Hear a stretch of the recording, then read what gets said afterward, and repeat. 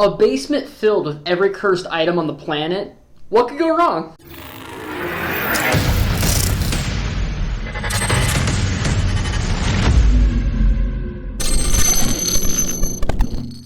So the storyline of Annabelle Comes Home is a very simple storyline. So Ed Warren and Lorraine Warren from the Conjuring series obtain the Annabelle doll.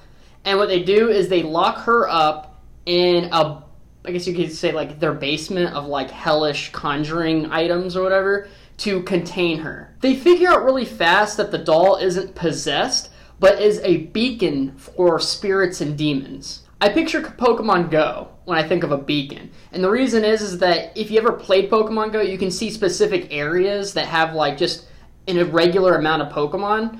And it's usually like in areas like a restaurant or, the mall where a lot of people kind of come together, and they also like put lures out where they do it on purpose to obtain a bunch of Pokemon. Well, that's what Annabelle's power is that she's not possessed. But ghosts like to kind of gather around her, and they become more aggressive when they're around her. You mix the powers of the Annabelle doll with a basement just completely filled of cursed and possessed items.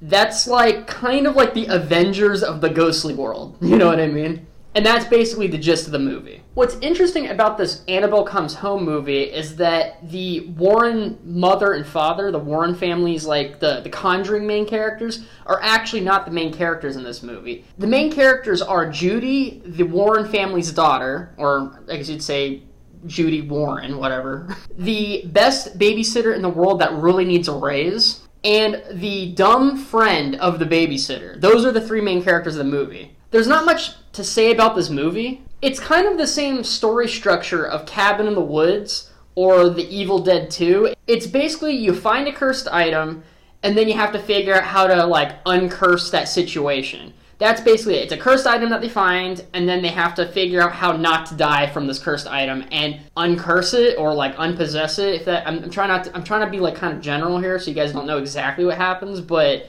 that's the gist of the story. That's basically it. Yes, it has the same story structure as Cabin in the Woods or The Evil Dead, and those are two great movies, but the difference is that Cabin in the Woods or Evil Dead have a particular charm to it, and they also have like a kind of comedic satire background or undertone, so it makes it more compelling, as in this story is kind of like a generic horror movie that tries to steal the interesting aspects of those others, with none of the charm to it. That's really about it. There's not much to say about this movie. It's not a bad movie at all, it's just not super memorable. So I personally wait until it comes out on Netflix, or at least do what I do, which is where you go early in the morning, fucking fly, go early in the morning, what the fuck? It's happening, we're cursed! Or you just go early in the morning, and you watch the movie for $5. That's about it. Personally, for this movie, I give this movie a D+. Thank you guys so much for watching. I go ahead and torture myself and spend money so that you guys don't have to go ahead and watch shitty movies and go to the movie theaters and spend a bunch of time and money. That's where I come in. So if you guys like what I'm doing, please go ahead, like, share, and subscribe, wherever the heck it is. That really helps me out. And I'm going to be trying to post every single day. So if you guys want to see more, please subscribe and definitely hit the little bell, because that kind of gives you guys notifications of what I'm doing. So until next time, you guys, see ya!